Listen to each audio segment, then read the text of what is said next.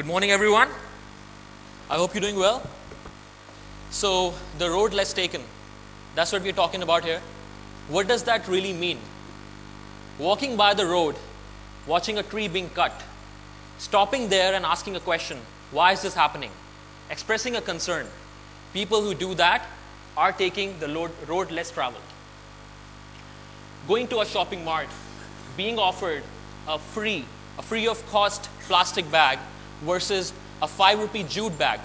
And you take that 5 rupee jute bag because you're conscious about the environment and you want to take the stuff back home in that, then you are the person who's taking the road less traveled. Getting up early in the morning, that too on a Saturday, sacrificing your sleep, coming to TEDx, you are the people who are taking the road less traveled. Talking about the road less traveled, I'm going to talk in perspective of going green, because that happens to be one of the most important roads that need to be taken in the 21st century. In my slides, I'm basically going to talk about what stops us from taking the road going green and what are the benefits. You guys must have recently noticed and heard these things that I'm just going to say. Go green. We are going green, are you? We are switching to green technologies. Now, there's green all around us. Media, politics, and even technology. It's really hard to kind of get rid of it or take yourself out of the scope. It's like radioactive. Green is affecting all of us. Now, in order to understand the concept of going green, we need to understand the bigger concept so we can start taking small little steps and set goals for ourselves as individuals and as communities.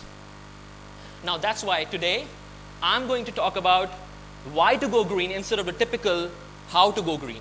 So the focus is why. Before we go ahead and into the why and the hows of going green, it's really important that we find out what does going green really mean. Now, personally, might be 7, 8 years back when I was not into this, I thought going green is about, okay, let's plant trees. Okay, teacher, let's go to the garden, let's plant some trees and oh, yeah, we are green. But that's not the case. Recycling stuff is not going green. That's a part of it, but going green is a very big concept. And just to tell you in brief, going green is about changing the way, approaching the things in a different manner, changing the way we do things as of today. So if you look at the slide, going green, what is it exactly? It's about something which relates directly to the environmentalism. It's about ideas.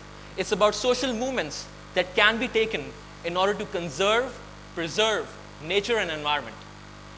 Whatever activity you see happening around you regarding going green, there are a lot of conferences, expos, events, talks happening regarding going green. They all fall under 5 broad categories. And those 5 broad categories are listed on the screen right now. The first one being reduce pollution. I put that reduce in bold because I really want to stress on that. Now you must be thinking, how do you contribute to pollution every day? Now, my friends, you really do. It's not just the industries or the factories out there, it's us. And trust me, we have been polluting the environment since 7 a.m. in the morning. And I'll tell you how. We got up in the morning, we took bath, we might be switched on the tap as well to do the brush. We use soaps, detergents, shampoos, detergent not for your head obviously, but for your clothes, and shampoos, and you got ready.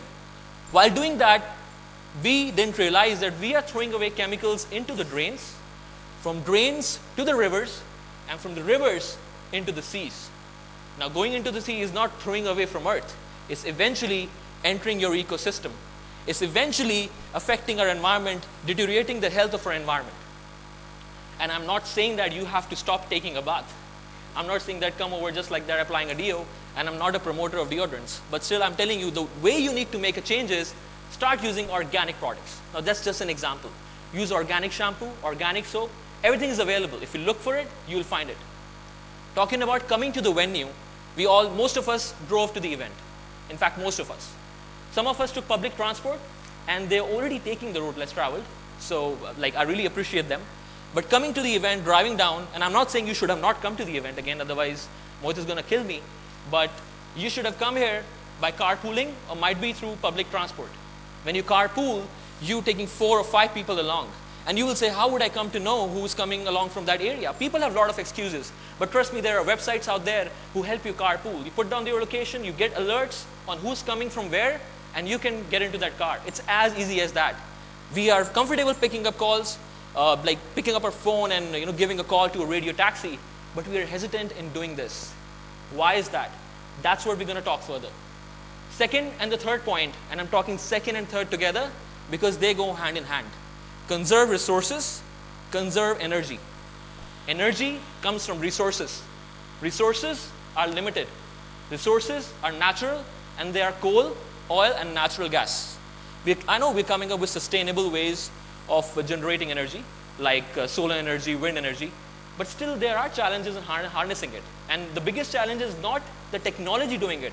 The biggest challenge is us, people sitting in the room, people outside, everywhere, because we are hesitant in adapting those technologies.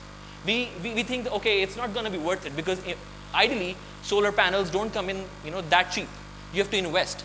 But if you were really educated about it, or if someone told you, I'm not saying it's your blame, but if someone told you about it, the return on investment on solar panels is amazing.